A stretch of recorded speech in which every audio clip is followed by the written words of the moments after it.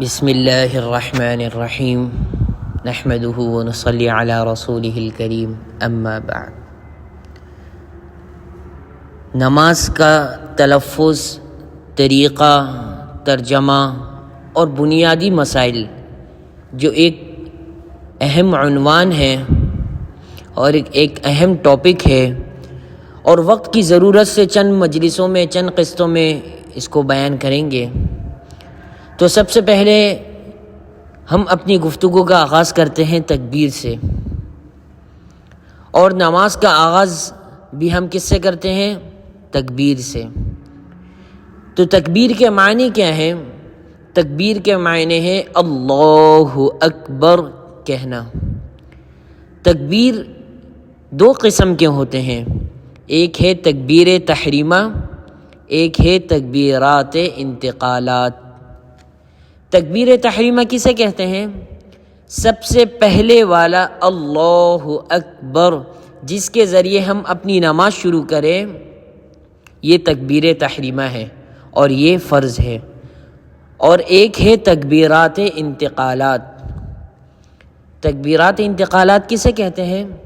ایک رکن ختم کر کے دوسرے رکن میں چلے جانا، اسے کیا کہتے ہیں؟ تکبیرات انتقالات۔ اب اس کی کل تعداد کتنی ہے؟ تو تکبیرات انتقالات کی کل تعداد 5 ہے۔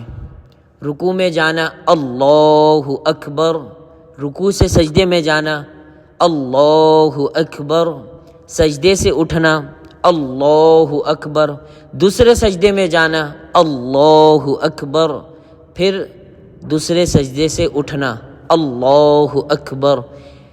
ان سب کو کیا کہتے ہیں؟ تکبیرات انتقالات۔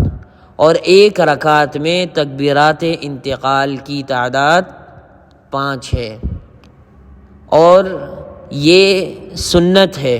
تکبیر تحریمہ فرض ہے اور تکبیرات انتقالات یہ سنت ہے۔ اب ایک بات یہ بھی یاد رکھیں کہ تکبیر تحریمہ کو تکبیر تحریمہ کیوں کہتے ہیں؟ تو تکبیر کے معنی ہے اللہ اکبر، اور تحریمہ کے معنی ہے حرام کرنا۔ یعنی نماز شروع کرنے سے پہلے بات چیت، کھانا پینا، ادھر ادھر دیکھنا، یہ سب چیزیں انسان کر سکتا ہے، لیکن جیسے ہی اللہ اکبر کہا، نماز شروع کی، تو یہ ساری چیزیں اس پر حرام ہو جاتی ہیں۔ سمجھ گئے تکبیر تحریمہ کا معنی؟ اور اس کا حکم بھی سمجھ گئے؟ تکبیر تحریمہ کا حکم یہ ہے کہ یہ فرض ہے، اور تکبیرات انتقالات کا حکم یہ ہے کہ یہ سنت ہے۔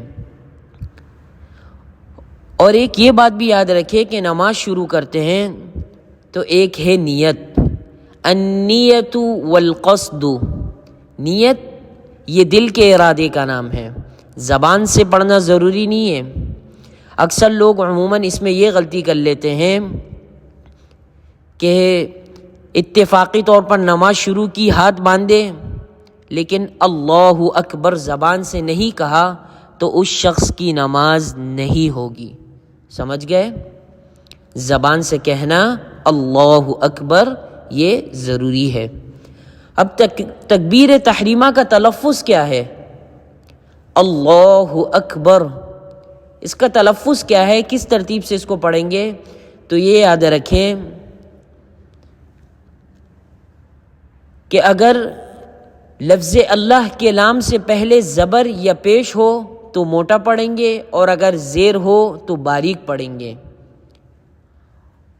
اور اکبر میں قاعدہ یہ ہے کہ اگر را پر زبر یا پیش ہو تو موٹا پڑھیں گے، اور اگر را ساکن ہو، جیسے اکبر میں را کیا ہے؟